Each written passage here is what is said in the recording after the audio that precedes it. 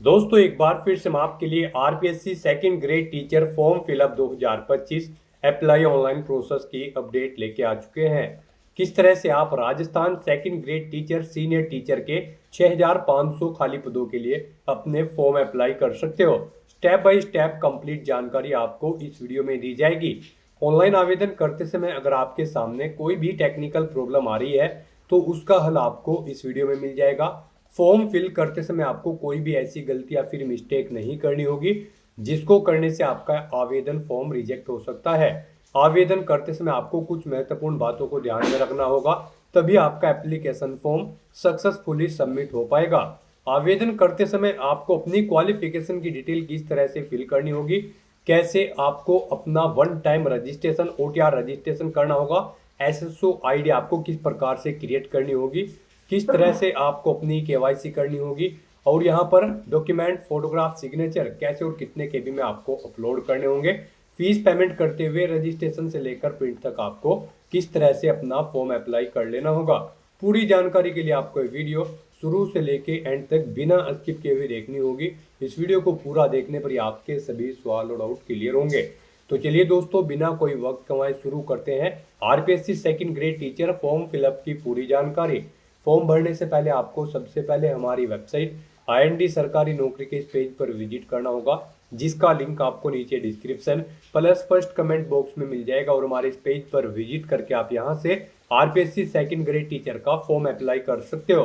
Rajasthan public service commission की ओर से second grade teacher senior teacher की पोस्ट निकाली गई है, जिसके लिए 6500 वैकेंसी यहाँ पर निकली हुई है। लास्ट डेट ऑनलाइन आवेदन करने की 17 सितंबर 2025 है। लेवल 11 के अंतर्गत सैलरी आपको दी जाएगी। बैचलर डिग्री बीएड डीएलएड से आप अप्लाई कर सकते हो या फिर डिग्री डिप्लोमा एजुकेशन से आप अप्लाई कर सकते हो। अलग अलग सब्जेक्ट के लिए आप क्वालिफिकेशन यहाँ से चेकआउट कर ले।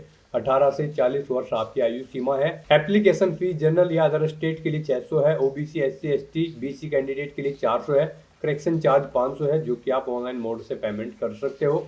रिटर्न टेस्ट के आधार पे सिलेक्शन होगा। ऑनलाइन अप्लाई कर सकते हो। राजस्थान जॉब लोकेशन है, ऑल ओवर इंडिया से ऑनलाइन कर सकते हो। sso.rajasthan.gov.in इसकी ऑफिशियल वेबसाइट है, जिससे आप फॉर्म फिल कर सकते हो।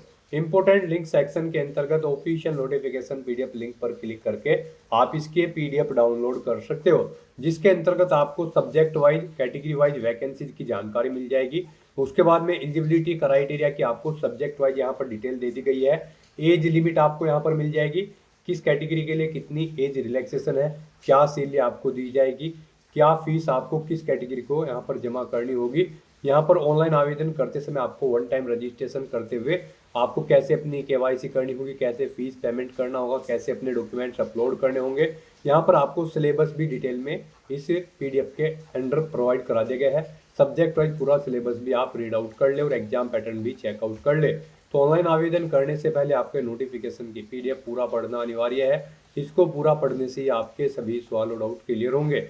पीडीएफ रीड आउट करने के बाद में आपको अप्लाई ऑनलाइन लिंक पर क्लिक करना होगा। आपके सामने यहाँ पर राजस्थान सिंगल साइन ऑन का ये ऑफिशियल पोर्टल ओपन होगा। इस पोर्टल के थ्रू यहाँ पर आप आरपीएससी सेकंड ग्रेड टीचर की इस भर्ती के लिए अप्लाई कर सकते हो। यहाँ पर गाइस अगर आपने राजस्थान सिंगल साइन ऑन के पोर्टल पर पहले से रजिस्ट्रेशन कर रखा है तो यहाँ पर आकर आपको अपनी एसएसओ आईडी या फिर यूजर नेम एंटर करना है, अपना पासवर्ड आपको एंटर करना है, ये कैप्चा कोड आपको यहाँ पर एंटर करना है और लॉगिन की इस बटन पर क्लिक करके आपको अपने डैशबोर्ड में लॉगिन कर लेना है और फिर वहां से आपको अपना फॉर्म अप्लाई करना है। और गाइस अगर आप यहाँ पर राजस्थान सिंगल साइन ऑन के पोर्टल से किसी भी भर्ती के लिए फर्स्ट टाइम अप्लाई करने जा रहे हो तो सबसे पहले यहाँ पर आपको अपना रजिस्ट्रेशन करना होगा। उसके लिए आपको रजिस्ट्रेशन की ये टैब दी गई है, तो यहाँ पर आपको रजिस्ट्रेशन की इस टैब पर क्लिक करना है। उसके बाद आपके सामने यहाँ पर रजिस्ट्रेशन का इंटरफेस ओपन होगा। यहाँ पर भी आपके पास दो ऑप्शन है, आप सिंपली सिटीजन या फिर उद्योग है तो आप इस ऑप्शन पर क्लिक करें, गवर्नमेंट एम्प्लॉय है तो आप इस ऑप्शन पर क्लिक करें गवर्नमेंट एम्प्लॉय की टैब पर। फिर यहाँ पर आप अपना SIPF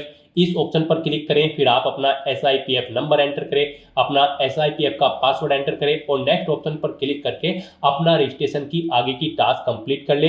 गाइस यहाँ पर अगर आप सिंपली सिटीजन है तो आपको इस ऑप्शन पर क्लिक करना है। फिर यहाँ पर आपको रजिस्ट्रेशन करने के लिए दो ऑप्शन मिलेंगे। आप यहाँ पर जन आधार और गूगल के थ्रू अपना रजिस्ट्रेशन कर सकते हो। जन आधार के थ्रू केवल राजस्थान रेजिडेंट के कैंडिडेट ही अपना रजिस्ट्रेशन कर सकते हैं और गूगल के थ्रू यहाँ पर राजस्थान के साथ साथ सभी स्टेट के कैंडिडेट अपना वन टाइम रजिस्ट्रेशन कर सकते हैं। तो यहाँ पर आपको गूगल के इस ऑप्शन पर क्लिक करना है। उसके बाद आपके सामने कुछ इस तरह से इंटरफेस ओपन होगा। अब यहाँ पर आपको अपनी जीमेल आईडी एंटर करनी है और फिर आपको नेक्स्ट के इस ऑप्शन पर क्लिक कर देना है। उसके बाद यहाँ पर आपको कंटिन्यू की स्टेप पर क्लिक करना है। नेक्स्ट आपके सामने कुछ इस तरह से इंटरफेस शो होगा। आपकी ईमेल आईडी के शुरू के कैरेक्टर को यहाँ पर आपका SSO आईडी या फिर यूजर नेम सेट कर दिया गया है SSO की तरफ से। अगर इसमें आप चेंज करना चाहते हैं तो आप अपने अकॉर्डिंग ABCDXYZ कुछ भी आप इसमें चेंज कर सकते हो। और फिर यहाँ पर अगर ये ग्रीन कलर में है तो यानी कि ये यूजर नेम अवेलेबल है, और अगर ये रेड कलर में होगा और यहाँ पर क्रॉस का निशान होगा तो फिर ये अवेलेबल नहीं होगा। आपको उसमें कुछ चेंज करना होगा और अपने अकॉर्डिंग यहाँ पर आपको अपना यूजर नेम सेट कर लेना है। उसके बाद यहाँ पर आपको अपना पासवर्ड एंटर करना है। गाइस यहाँ पर आपका पासवर्ड 8 से 30 कैरेक्टर के बीच में होना चाहिए। यहाँ पर आपको पासवर्ड की गाइडलाइन दी गई है। इस गाइडलाइन के अकॉर्डिंग आपको अपना पासवर्ड यहाँ पर रेडी करना है। आपको कुछ इस फॉर्मेट में अपना पासवर्ड यहाँ पर रेडी करना है। मीन्स आपका पासवर्ड यहाँ पर अल्फा न्यूमेरिक फॉर्मेट में होना चाहिए। आपके पासवर्ड में कम से कम एक अपर केस कैरेक्टर, एक लोअर केस कैरेक्टर, एक इंटीजर नंबर और एक स्पेशल कैरेक्टर जैसे कि @ या फिर डॉलर होना चाहिए। तो इस फॉर्मेट में यहाँ पर आपको अपना पासवर्ड सेट करना है। वही पासवर्ड आपको कंफर्म पासवर्ड फील्ड में एंटर करना है। उसके बाद यहाँ पर आपको अपना मोबाइल नंबर एंटर करना है। फिर आपको इसे नीचे स्क्रॉल डाउन करना है। फिर यहाँ पर आपको अपना मोबाइल नंबर एंटर करना है या फिर ईमेल आईडी एंटर करनी है। और उसके बाद गाइस यहाँ पर आपको रजिस्टर की इस टैब पर क्लिक कर देना है। इस तरह से यहाँ पर आपका रजिस्ट्रेशन सक्सेसफुली कंप्लीट हो जाएगा। आपको एक यूजर आईडी और पासवर्ड आपके रजिस्टर्ड मोबाइल नंबर पर सबमिट कर दिया गया है। आपको उसे केयरफुली नोट डाउन करके रख लेना है फ्यूचर यूज के लिए। और यहाँ पर अब आपको ओके के इस बटन पर क्लिक करना है। नेक्स्ट आपके सामने कुछ इस तरह से इंटरफेस ओपन होगा। गाइस यहाँ पर अब आपको अपनी SSO आईडी या फिर यूजर नेम एंटर करना है। उसके बाद आपको अपना पासवर्ड एंटर करना है जो आपके मोबाइल नंबर पर आया है या फिर आपने जो क्रिएट किया है। उसके बाद आपको ये कैप्चा कोड यहाँ पर एंटर करना है और फिर आपको यहाँ पर लॉगिन की इस टैब पर क्लिक कर देना है। और गाइस यहाँ पर अगर आप अपनी SSO आईडी भूल गए हैं या फिर पासवर्ड भूल गए हैं तो यहाँ पर आप I forget my digital identity SSO ID के सामने क्लिक करके इस लिंक पर क्लिक करें और फिर यहाँ पर आप अपनी बेसिक डिटेल्स प्रोवाइड कराते हुए अपनी SSO आईडी गेट कर ले। पासवर्ड भूल चुके हैं तो उसके लिए भी आप क्लिक करके इस लिंक पर क्लिक करके अपना पासवर्ड गेट कर सकते हैं। अगर मल्टीपल SSO आईडी है तो आप क्लिक है टू मर्ज इस ऑप्शन पर क्लिक करके अपनी SSO आईडी यहाँ पर मर्ज कर सकते हैं। तो बस यहाँ पर अब आपको अपनी यूजर आईडी और पासवर्ड एंटर करके और ये कैप्चा कोड एंटर करके अपने डैशबोर्ड में लॉगिन करना है। नेक्स्ट आपके सामने कुछ इस तरह से इंटरफेस ओपन होगा। गाइस यहाँ पर अब आपको अपनी प्रोफाइल अपडेट करनी है। सबसे पहले यहाँ पर अगर आप अपना फोटो ऐड करना चाहते हैं तो आप इस फोटो पर क्लिक करें। फिर यहाँ पर आप इस फोटो पर क्लिक करें। उसके बाद यहाँ पर आप इस ऑप्शन पर क्लिक करें और अपना फोटो सिलेक्ट करके यहाँ पर आप उसे अपडेट कर सकते हैं। अपना प्रोफाइल फोटो यानी कि आप यहाँ पर सेट कर सकते हो। उसके बाद यहाँ पर आप अपना फर्स्ट नेम चेंज करना चाहते हैं तो इसे आप चेंज कर सकते हैं। लास्ट नेम चेंज करना चाहते हैं तो इसे आप चेंज कर सकते हैं। उसके बाद यहाँ पर आपका जो डिस्प्ले नेम, आपकी प्रोफाइल का जो डिस्प्ले नेम होगा वो यहाँ पर आप एंटर कर दें। इसे आप अपने अकॉर्डिंग यहाँ पर सेट कर सकते हैं। फिर यहाँ पर आपको अपनी डेट ऑफ बर्थ इस कैलेंडर में से सिलेक्ट कर लेनी है। उसके बाद यहाँ पर आपको अपना जेंडर सिलेक्ट करना है, आप मेल हो, फीमेल हो या फिर ट्रांसजेंडर या फिर अदर। उसके बाद यहाँ पर आपको अपना मोबाइल नंबर एंटर करना है। यहाँ पर आप इस ऑप्शन पर क्लिक करें, अपना मोबाइल नंबर एंटर करें और फिर आप सेंड OTP ऑप्शन पर क्लिक करें। उसके बाद आपके रजिस्टर्ड मोबाइल नंबर पर एक OTP जाएगा। वो OTP आपको यहाँ पर वेरीफाई करना है। तो यहाँ पर आपको अपना OTP एंटर करना है जो आपके मोबाइल नंबर पर आया है और उसके बाद आपको यहाँ पर वैलिडेट OTP के इस ऑप्शन पर क्लिक करके अपना मोबाइल नंबर यहाँ पर वेरीफाई कर लेना है। फिर यहाँ पर अगर आपके पास कोई लैंडलाइन नंबर है तो आप आप एंटर कर सकते हैं, नहीं है तो आप इस कॉलम को खाली छोड़ दें। फिर यहाँ पर आपको अपना एड्रेस एंटर करना है, उसके बाद आपको अपना पोस्टल कोड देना है, अपनी सिटी या फिर डिस्ट्रिक्ट यहाँ पर आप एंटर करें और गाइस यहाँ पर उसके बाद आप अपना स्टेट सिलेक्ट कर लें, जिस स्टेट से आप बिलोंग करते हैं। उसके बाद अगर आप राजस्थान स्टेट के कैंडिडेट हैं तो आप अपनी जन आधार आईडी या फिर इनरोलमेंट आईडी यहाँ पर एंटर करें। आप इस ऑप्शन पर क्लिक करें, अपनी जन आधार आईडी या फिर इनरोलमेंट आईडी यहाँ पर एंटर करें और फैच मेंबर्स ऑप्शन पर क्लिक करके अपनी डिटेल यहाँ पर फैच कर ले। फिर यहाँ पर अगर आप राजस्थान स्टेट के कैंडिडेट हैं तो यहाँ पर आपको अपना संस्था आधार नंबर एंटर करना है। आप इस ऑप्शन पर क्लिक करें, अपना संस्था आधार नंबर एंटर करें, सेंड ओटीपी ऑप्शन पर क्लिक करें। आपके मोबाइल नंबर पर एक ओटीपी आएगा जो आपके संस्था आधार नंबर से लिंक है, वो ओटीपी आप यहाँ पर एंटर करके उसे वेरीफाई कर ले और उसके बाद गाइस यहाँ पर आप अपडेट के इस बटन पर क्लिक करके अपने प्रोफाइल की सभी डिटेल्स यहाँ पर अपडेट कर दें। इस तरह से यहाँ पर आपकी एसएसओ की जो प्रोफाइल है वो सक्सेसफुली अपडेट हो चुकी है। अब यहाँ पर आप ओके के बटन पर क्लिक करें।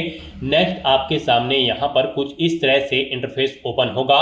अब यहाँ पर आपको रिक्रूटमेंट पोर्टल सर्च करना है। आप कंट्रोल F यहाँ पर प्रेस करें, REC एंटर करें। उसके बाद यहाँ पर आपको रिक्रूटमेंट पोर्टल का ये ऑप्शन मिलेगा, आप इस लिंक पर क्लिक कर दें। नेक्स्ट आपके सामने कुछ इस तरह से इंटरफेस ओपन होगा। अब यहाँ पर आने के बाद आपको वन टाइम रजिस्ट्रेशन के इस लिंक पर क्लिक करना है। उसके बाद आपके सामने यहाँ पर कुछ इस तरह से इंटरफेस ओपन होगा। अब यहाँ पर आपको अपने वन टाइम रजिस्ट्रेशन की डिटेल प्रोवाइड करनी है। अब यहाँ पर आपसे सबसे पहले पूछा गया है कि क्या आप राजस्थान स्टेट के निवासी हैं, अगर हैं तो यस करें और फिर यहाँ पर आप अपनी जन आधार या फिर एक्नॉलेजमेंट आईडी एंटर करके फैच मेंबर ऑप्शन पर क्लिक करें और अपनी डिटेल यहाँ पर फैच कर ले।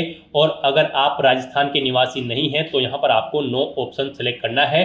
उसके बाद यहाँ पर आपको अपना आधार नंबर एंटर करना है और फिर यहाँ पर आपको एग्री की स्टेप पर क्लिक कर देना है। उसके बाद यहाँ पर आपके सामने कुछ इस तरह से पॉपअप शो होगा।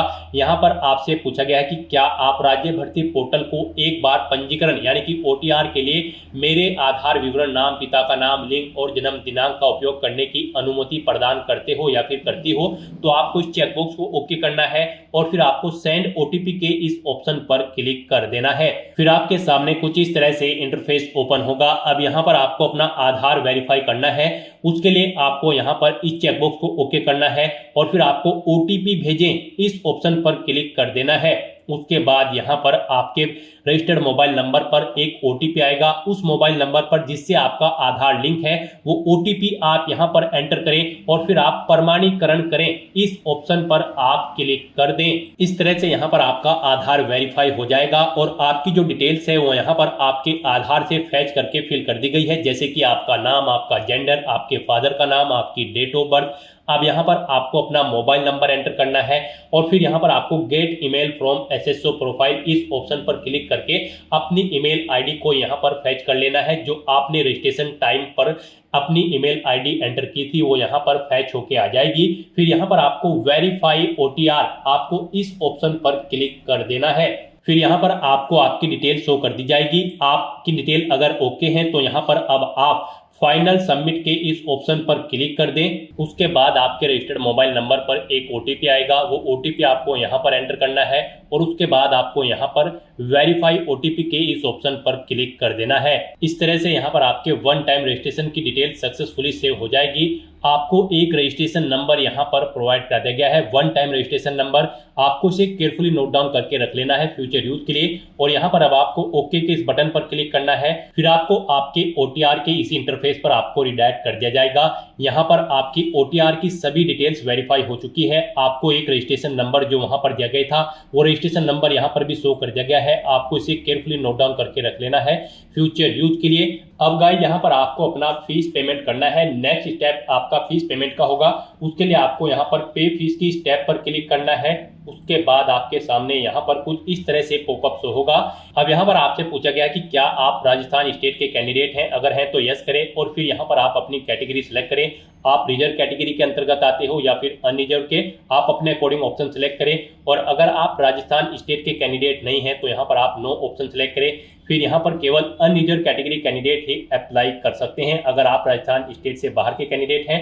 उसके बाद यहाँ पर आपसे पूछा गया कि क्या आप स्पेशली एबल्ड कैंडिडेट हैं, अगर हैं तो आप यहाँ पर यस ऑप्शन सेलेक्ट करें। उसके बाद यहाँ पर आपको 400 रुपये फीस के रूप में जमा कराने होंगे। और अगर आप स्पेशली एबल्ड कैंडिडेट नहीं है तो यहाँ पर आपको नो ऑप्शन सेलेक्ट करना है। फिर यहाँ पर आपको 600 रुपये एप्लीकेशन फीस के रूप में जमा कराने होंगे। तो इस तरह से आपको आपकी कैटेगरी के अकॉर्डिंग यहाँ पर फीस का अमाउंट शो कर दिया जाएगा। गाइस हम यहाँ पर आपको एक बार फिर से बता दें, अगर आप यहाँ पर वन टाइम रजिस्ट्रेशन करने जा रहे हो, अगर आप अनरिजर्व कैटेगरी से बिलोंग करते हो तो फिर आपको 600 रुपये फीस जमा करानी है। रिजर्व कैटेगरी के अंतर्गत आते हो तो फिर आपको 400 रुपये फीस के रूप में जमा कराने होंगे। ये अमाउंट आपको सिर्फ एक बार जमा कराना है। उसके बाद एसएसओ के पोर्टल से जितनी भी भर्तियां निकलेगी, जितनी भी भर्तियों के लिए आप अप्लाई करोगे, फिर आपको कोई शुल्क जमा नहीं कराना है। ये वन टाइम फीस है। आप एक बार फीस जमा करा के फिर यहाँ पर एसएसओ की इस वेबसाइट के थ्रू मल्टीपल जॉब्स के लिए आप अप्लाई कर सकते हो। तो यहाँ पर अब आपको आपकी कैटेगरी के अकॉर्डिंग अमाउंट शो कर दिया जाएगा। उसके बाद यहाँ पर आपको पे फीस के इस ऑप्शन पर क्लिक करना है, फिर आपको ओके करना है।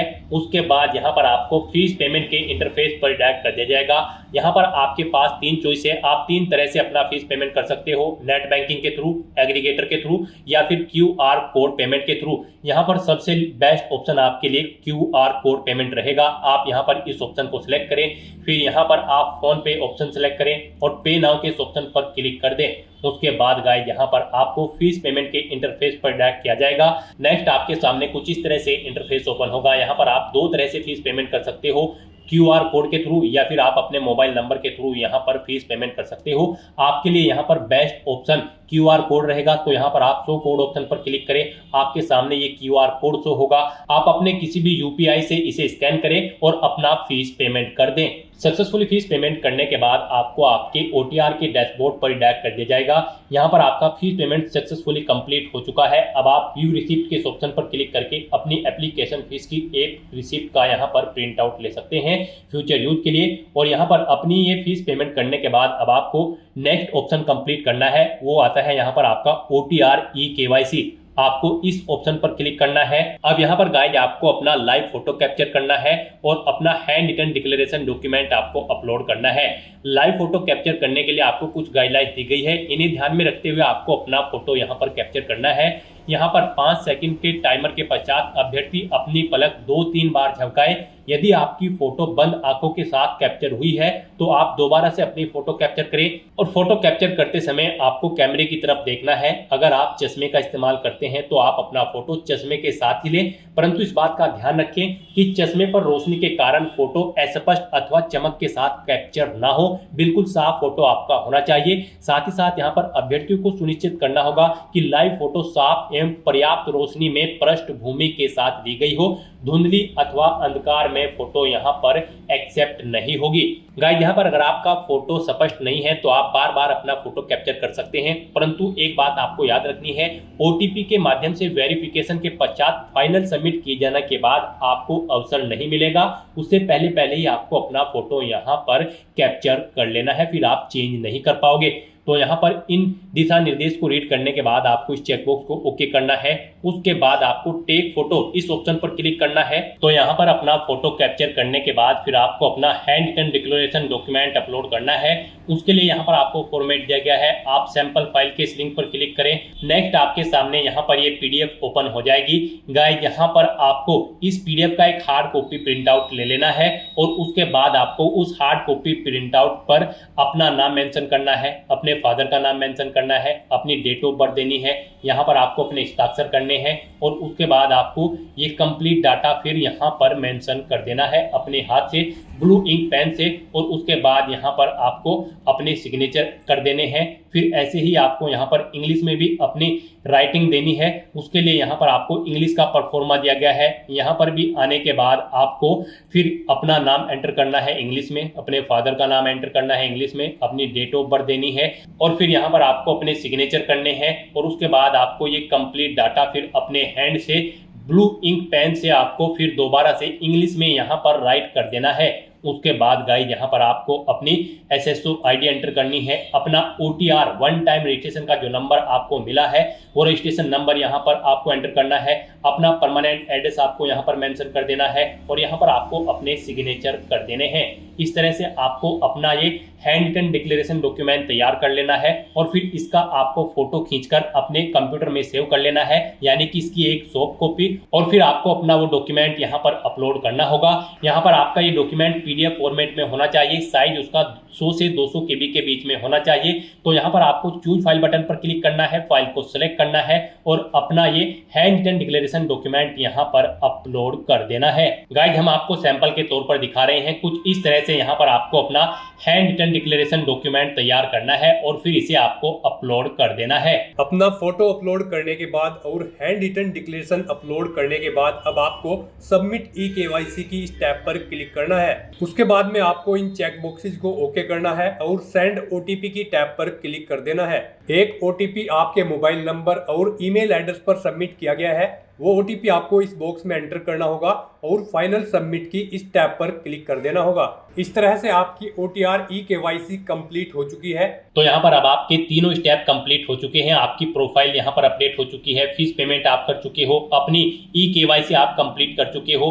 अब यहाँ पर आकर आपको होम के इस लिंक पर क्लिक कर देना है। उसके बाद यहाँ पर आपको आपके डैशबोर्ड में डायरेक्ट कर दिया जाएगा। फिर यहाँ पर आपको अपने डैशबोर्ड में ऑन गोइंग रिक्रूटमेंट के सेक्शन में आना है। यहाँ पर आकर गाइज आपको senior teacher secondary education COMP exam 2025 RPSC के इस सेक्शन में अप्लाई नाउ की इस टैब पर क्लिक करना है, इस भर्ती पर अप्लाई करने के लिए। नेक्स्ट आपके सामने कुछ इस तरह से इंटरफेस ओपन होगा। अब यहाँ पर आप जिस भी सब्जेक्ट की टीचिंग के लिए अप्लाई करना चाहते हैं उसकी टैब पर क्लिक करें। नेक्स्ट आपके सामने OTR डेटा रिव्यू का ये पॉपअप शो होगा। यहाँ पर अगर आप अपडेट करना चाहते हैं अपने OTR में तो आप अपडेट के ऑप्शन पर क्लिक करके अपडेट कर सकते हैं, नहीं तो यहाँ पर बस अब आपको प्रोसीड के इस ऑप्शन पर क्लिक कर देना है। नेक्स्ट यहाँ पर आपको अपनी बेसिक डिटेल प्रोवाइड करनी है। यहाँ पर आपको कुछ चीज़ें आपकी ऑटोमेटिकली फिल मिल जाएगी जो आपने OTR करते समय फिल की थी। अब यहाँ पर आपको अपनी मदर का नाम एंटर करना है। उसके बाद यहाँ पर आपको अपनी कैटेगरी सिलेक्ट करनी है। फिर यहाँ पर आपसे पूछा गया कि क्या आप person with benchmark disability category candidate हैं, अगर हैं तो आप यस करेंगे। फिर अपनी यहाँ पर उप श्रेणी सिलेक्ट करेंगे। उसके बाद आपसे पूछा गया कि क्या आपको श्रुति लेखक की आवश्यकता होगी एग्जाम में, तो यहाँ पर आप यस या नो ऑप्शन सिलेक्ट करेंगे। अगर यस करते हैं और फिर आपसे पूछा जाएगा कि उसका इंतजाम आप स्वयं करेंगे या फिर विभाग को करना होगा, यहाँ पर आपको ऑप्शन सिलेक्ट करना होगा। फिर आपको अपना मैरिटल स्टेटस यहाँ पर देना होगा, आप मैरिड हो या फिर अनमैरिड, या आपको यहाँ पर ऑटोमेटिकली फिर मिलेगा जो आपने OTR में फिल किया होगा। फिर यहाँ पर आपको बताना होगा अगर आप मैरिड होंगे, आपकी जीवन साथी की मृत्यु हो चुकी है तो वो डेट आपको यहाँ पर देनी होगी। यहाँ पर जीवन साथी का नाम आपको देना होगा, जीवन साथी के पिता का नाम आपको देना होगा। अगर आप मैरिड होंगे शादी की तारीख आपको देनी होगी, और अगर नहीं है तो फिर आपको ये ऑप्शन डिसेबल कर दिए जाएंगे। फिर यहाँ पर आपको अपने जीवित बालकों की संख्या देनी है अगर आप मैरिड हो, और अगर आप अनमैरिड हो तो फिर यहाँ पर आप 000 एंटर कर देंगे। उसके बाद यहाँ पर आपको अपना मोबाइल नंबर, ईमेल ID, आधार ID ऑटोमेटिकली फिर मिल जाएगी जो आपने OTR टाइम पे प्रोवाइड कराई थी। फिर यहाँ पर आपसे पूछा गया कि क्या आप राजस्थान के अनुसूचित क्षेत्र से संबंधित है, अगर है तो आप यस करेंगे, नहीं तो नो ऑप्शन सिलेक्ट करेंगे। ये ऑप्शन आपके सामने नो शो होगा केवल अगर आप राजस्थान स्टेट से बाहर के कैंडिडेट है। यस या नो ऑप्शन उन्हीं के लिए शो होगा जो राजस्थान के कैंडिडेट हैं। फिर आपको इस पेज को नीचे स्क्रॉल डाउन करना है। फिर यहाँ पर आपको अपना कोरोस्पोंडेंस एड्रेस एंटर करना है और उसके बाद गाइज आपको यहाँ पर नेक्स्ट के इस ऑप्शन पर क्लिक कर देना है। नेक्स्ट यहाँ पर आपको अपनी पर्सनल डिटेल प्रोवाइड करनी है। यहाँ पर सबसे पहले आपको अपनी नेशनलिटी सिलेक्ट कर लेनी है, फिर आपको अपना राज्य सिलेक्ट कर लेना है। उसके बाद आपको होम डिस्ट्रिक्ट अपना सिलेक्ट कर लेना है। उसके बाद गाइज यहाँ पर आपको अपना होम ब्लॉक, तहसील, विलेज सिलेक्ट कर लेना है। फिर आपसे पूछा गया कि क्या आप इंडिया के बाहर से स्थापित हुए हैं, इंडिया में अगर हुए हैं तो आप यस करेंगे, और फिर वो कंट्री सिलेक्ट करेंगे जिससे आप यहाँ पर इंडिया में स्थापित हुए हैं। नहीं हुए हैं तो आप नो ऑप्शन सिलेक्ट करेंगे।